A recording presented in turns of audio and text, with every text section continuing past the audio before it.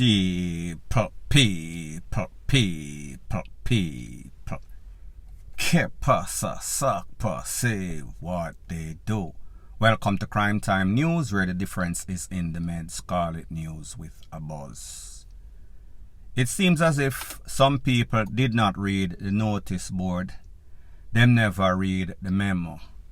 The days of hanging out on the streets, pon the corner, lane front, lane back, lane side, are way over, especially if you live in any sorts of AR zone, volatile community that is. Some people in St. Catherine, Spanish Town, Joblin, they learn the hard way. Early in the morning, in front of the examination depot that is on Spanish Town Road, it is said that some men were hanging out on the corner when a white Suzuki minibus roll up. Some people roll down the window, jump out, blaze up all sorts of corn. When the smoke cleared, 3 persons were hit. One lady, she was the fortunate one. 2 other persons, they were not so fortunate. They are 66-year-old Trevor Robinson. He is from that said lane. The next person, 44-year-old or 48-year-old Delroy Grant. He is from Irish Town. It is said that he was the intended target. There are several videos making its rounds on social media. One video, you see the people run all over the place. A next video, you saw the 2 victims, meaning Mr. Robinson, elderly, 66-year-old. He was laying on his back with some sorts of hole in at the top of his head. Looked like it was hollow. He was hit very bad. He was taken to the hospital, however, too late was the call. The same thing can be said for Mr. Delroy Grant, which was the intended target, coming from Irish Town. He was laying on his face in a jeans pants and a white marina. The elderly was in some sorts of polo shirt, green, white and yellow, and also a jeans pants. Both of these persons, it was out of their genes to be alive. They were taken to the place of recovery. However, there was to be no sorts of recovery. In one of the videos, you could see the popo that pulled up after the smoke cleared, holding on to the elderly man and flinging him in at the back of the van like they do, hog and goat style. The hands of the elderly man was to his side, well, not to his side, spread out as if he was flying. I guess he knew that it was time for the afterlife. Rigor mortis had already set in. He was stiff, stone cold. Moral of the story is this: whenever you hang out, if you hang with the enemy, you also DIE with the enemy. Any friend of the enemy is also my enemy. When these people come and they spray indiscriminately, whoever is there unlucky, unfortunately, is also going to get it. The elderly man had nothing to do with nothing. He was just at the wrong place at the wrong time, depending on who you ask.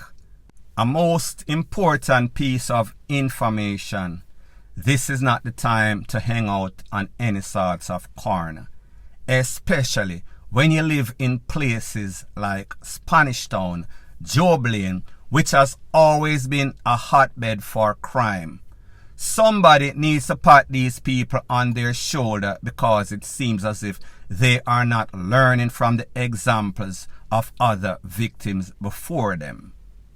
My point is this: it is better to be in your house and be DEAD bored than to be outside getting excitements and then DEAD being bored.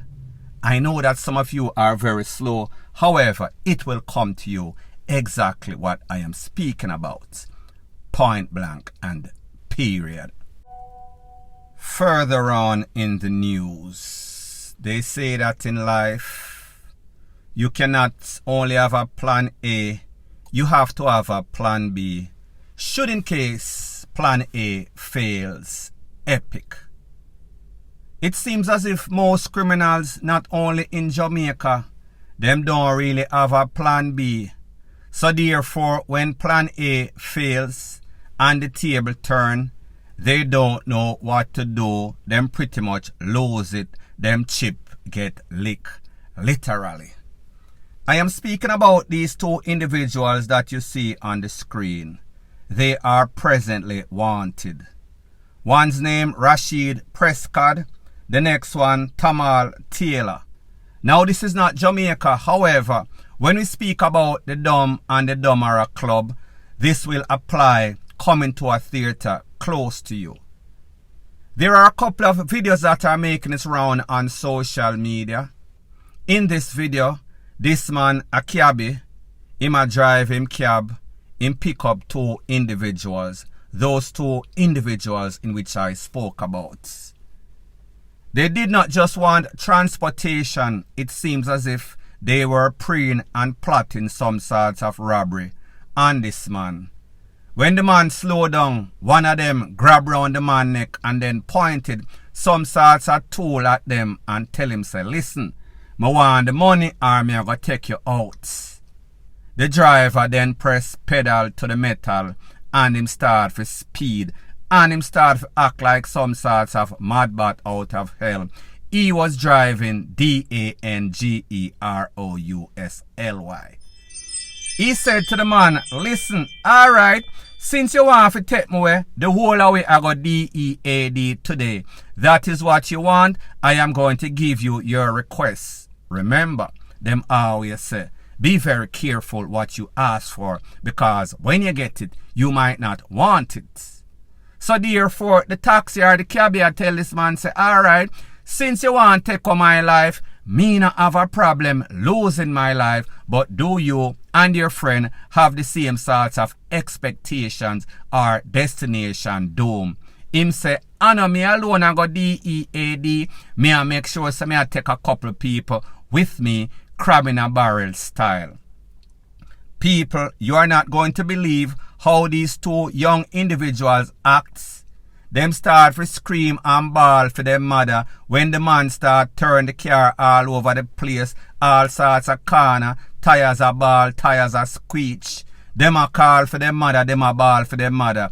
Till the driver eventually jump out of the vehicle, run. Me no know what happened after that. The video ended. It seems as if these two young men were so shocked, them forget to them have any sorts of tool. After the episode ended, them just run go home straight to their mother. Moral of the story is this. Not only in a Jamaica, all of these criminals never have a plan B. That is why when them buck up in a popo, buck up in a firearm holder, it is usually they ended up on the SHITTY end of the stick. Point blank and period. Further on in the news, it is called the government of Jamaica has made a decision as it pertains to the 37 Haitians that landed on our shores in Portland a couple of days ago. They've made a decision that these Haitians, they will be deported back to Haiti from whence they came. They were charged for illegal entry, and based on what the Information Minister, Mr. Robert Morgan, said in an interview that he did today, because of the fact that these 37 individuals did not apply officially for asylum, there was no sort of application on the records to show that they did. That is the rules and the laws and the protocols of Jamaica. Now people, when you listen to that, that is the same protocol in which exists in America. Persons filing for asylum, people will run through the border, take it by sea. If you did not apply officially through the website, you will be declined, you will be deported back to from whence you came. So therefore, Jamaica is now using the same strategy that is used in America. Now people, if you remember, when they first landed on the shores of Jamaica, I said, listen, in my opinion, I do not see any sorts of reason for 37 individuals coming from a hungry belly country, coming to our next hungry belly country. Don't know if it is much of a step up, and yes, Jamaica might be a little bit of step up. However, if people are going to leave and risk their life, it is said that they were on the sea for about 11 days or so. I am sure that they would probably have had a better ambition, and people, I was right. Just like I always said, it is the gospel. Based on the information, because of interviews that were done with these individuals, based on what the information minister, Mr. Morgan, said, they were destined for north. They did not say America. However, you do not have to be the smartest person on planet Earth to know exactly where they were headed. However, it seems as if the trade wind drifted them south. So therefore, they ended up at the destination, which they would probably call Destination Doom, depending on who you ask. Now, when I first spoke about this and I said, listen, these people now left from desperation and come to Jamaica where there is unsurety, because they would have known that if them go to America because of the present situation in Haiti, they might have stand a chance because it is hard for them to send them back. But like me say, the policy is you have to apply for asylum before you even leave the shore and enter the shore of America.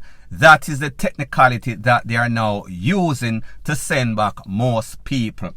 However, they would have stand a better chance. Maybe they would have been free for a few until their asylum case was tried, and more than likely they would have lost. So pretty much it is back to from whence they came, back to the drawing board, press reset, start again. Come up with a new diabolical plan to exit northerly instead of being drifted by the southerly trade winds. People, as sad as it sounds, that is reality for most people in these places. If you're in a situation in which you can struggle and make ends meet, you should give thanks and count your blessings, because everybody is not so fortunate. As bad as things are, it is even worse on other people's side. Point blank and period. Thanks once again for checking out my video. If you appreciate videos like these, please show your appreciation by liking, commenting, sharing and subscribing to my channel. That is how YouTube promotes videos like these to like-minded, sensible persons like yourself. And last but not least, please subscribe to my next channel. It is called Jamaica Dancehall Source. I'll be pinning the link to that channel in the description of this video. Bless up.